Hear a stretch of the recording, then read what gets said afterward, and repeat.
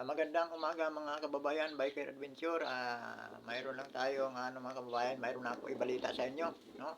Patungkol dito sa hinahaing impeachment laban sa ating kasalukuyang presidente, no? Kung ito'y mabigyan ng pagkakataon at mapansin ng ating mga kababayan, ng ating mga kinaukulan, ay baka sakali magwakas na ang paghihirap ng mga mamamayang Pilipino sa mga kamay ng mga nakaupo ngayon sa gobyernong walang ibang ginawa kundi ang magnakaw at magnakaw sa pera ng taong bayan, mga kababayan. At pilit nilang ipinagbintang sa mga Duterte ang kanilang mga ginagawa. Ito napakagandang nilalaman na itong impeachment complaint nga hinahain ng mga ngayon mga kababayan, no?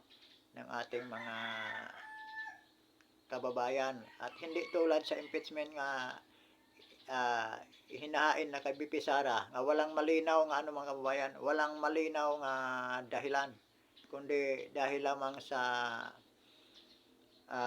confidential fund, no? Pero itong hinahain kay BBA mga kababayan, napakalinaw mga kababayan, at sana ito'y magwakas na ang paghihirap ng ating mga kababayan, magwakas na ang paghihirap ng mga taong bayan at sa lahat ng mga Pilipino mga kababayan. Pakinggan natin itong nilalaman ng impeachment nga hinahain nila Congressman Irisi. Matapos kong masusing suriin ang impeachment complaint na inihain ni Lisa Largosa Masa et al. Laban kay Respondent President Ferdinand Marcos Jr., malinaw sa akin na ang reklamo ay sufficient in substance. Batay sa pamantayan ng prima facie sufficiency. Linawin natin, hindi pa natin nahatulan ng Pangulo. Ang tanong lamang ngayon ay ito, kung mapapatunayang totoo ba ang aligasyon, may nagawang impeachable offense ba ang Pangulo? Ang sagot, oo. Ang reklamo ay hindi puro opinyon o konklusyon. May malinaw, tiyak at verifikableng mga katotohanan. Isang malinaw na halimbawa, ang malubhang kapabayaan ng Pangulo sa pagpayag na salaulain ang pambansang budget ng kanyang mga kaalyado. Daan-daang bilyong piso ayon mismo sa reklamo, pinayagan ang insertions, diversions at manipulasyon. At sa kabila nito, nilagdaan at ipinatupad ang paglalabas ng mga pondong ito.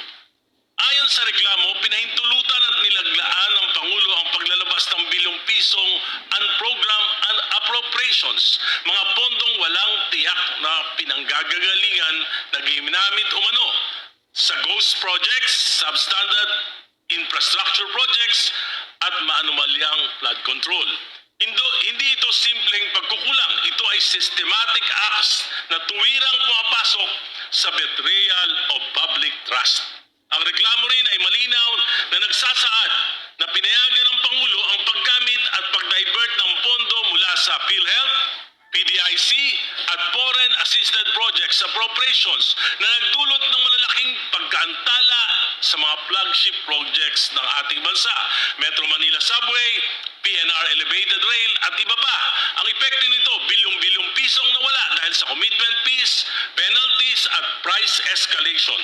Ito ay tunay na perang nawala, tunay na oportunidad na nasayang at tunay na pasaning ipinapataw sa mamamayang Pilipino. Ang reklamo ay malinaw na sumasagot sa mga batayang tanong. Sino ang gumawa? Ang Pangulo. Ano ang ginawa? Pinayagan at nilagdaan ng budget, manipulation at anomalous releases. Kailan? 2023, 2024 at 2025 GAA. Paano? Sa pag-aproba ng releases at kabiguang pigilan ang diversion ng pondo.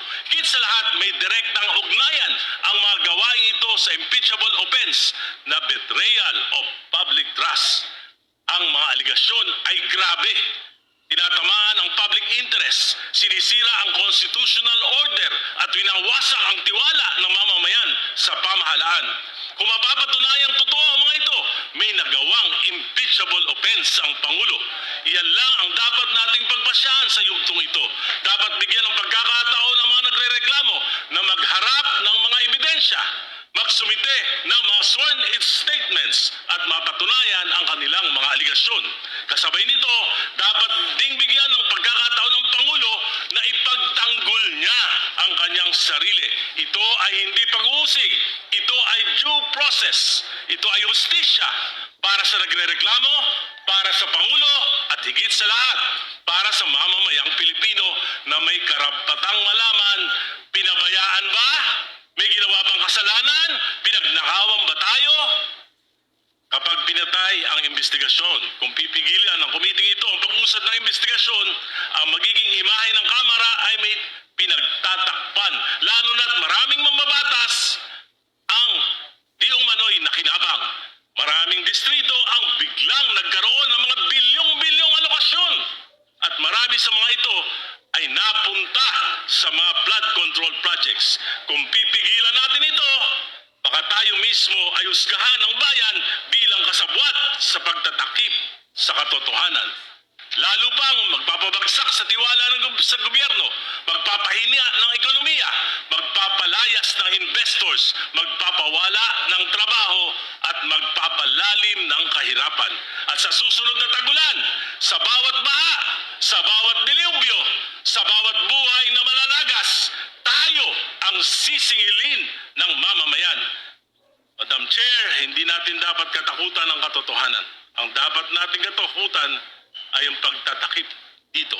Payagan nating umusad ng investigasyon, hindi para sa Pangulo, hindi para sa atin, kundi para ipagtanggol ang konstitusyon ng Republika. Maraming salamat po.